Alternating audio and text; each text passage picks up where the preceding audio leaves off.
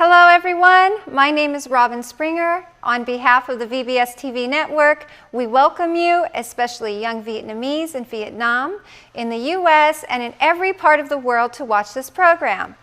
We not only offer the latest in economic and business news of Vietnam, the US, and across the globe, but also help you to understand English and learn it with an American accent.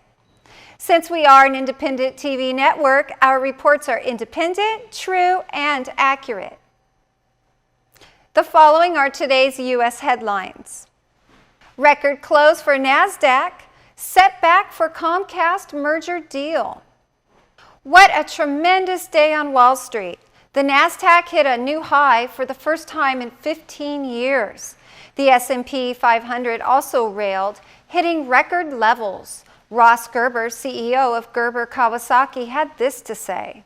Well, I think as an investor, I don't really care what the index number is as much as what's the individual valuations of the components of the index. So it really doesn't mean much to me. It's an emotional thing, and we're emotional beings, so it just feels good.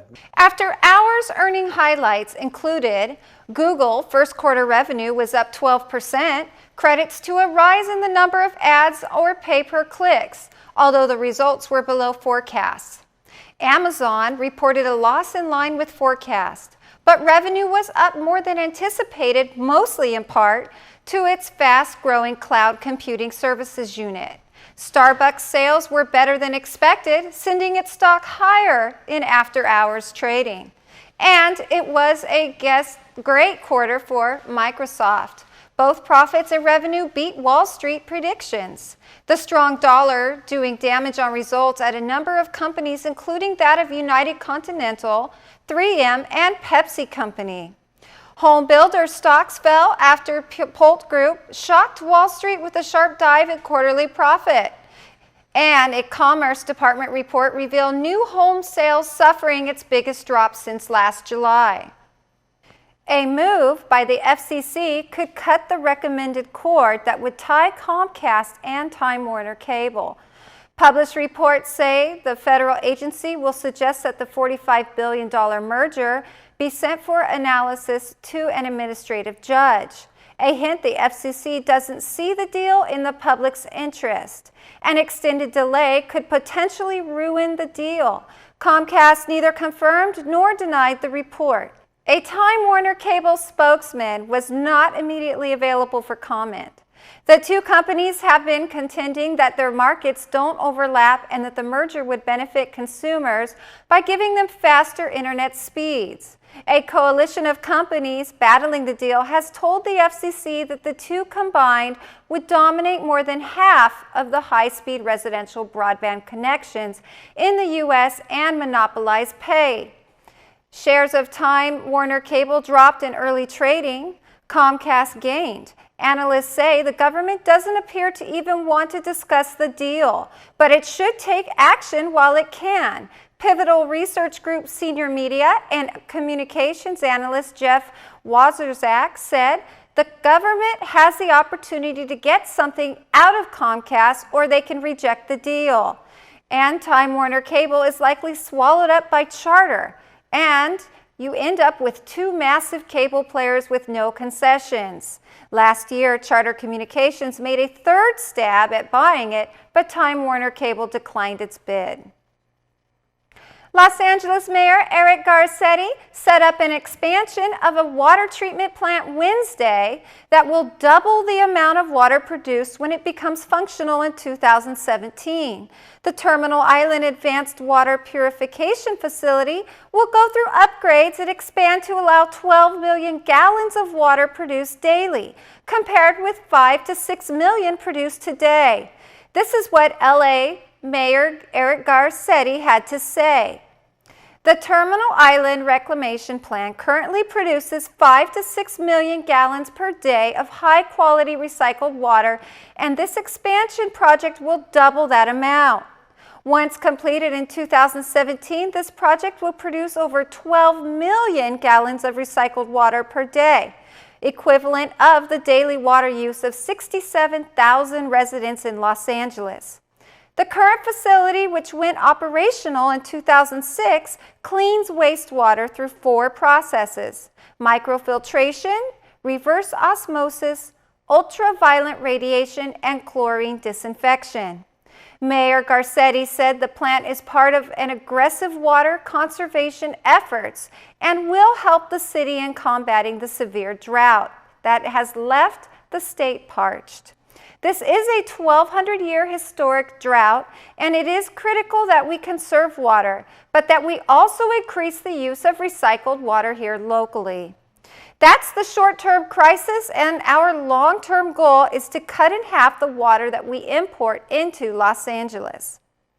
Earlier this month, California Governor Jerry Brown instructed residents and businesses to reduce water use by 25% in the first mandatory statewide reduction in California history. This cut meant parks and golf courses must urgently cut a quarter of their water use on ornamental turf, and homeowners will be urged to replace thirsty lawns with drought-tolerant landscaping. The final stretch of the Long Island Bridge that connects Boston and Quincy in Massachusetts was demolished Thursday. The demolition focused the final spans of the bridge, which have been taken down in contained demolition since February. The bridge was more than 3,400 feet long and was closed last fall by Boston Mayor Marty Walsh due to concerns about its condition. The total cost of the bridge demolition, which will be completed by Walsh Construction Company of Chicago, is about $20.6 million. The city has requested proposals for the design of a new bridge.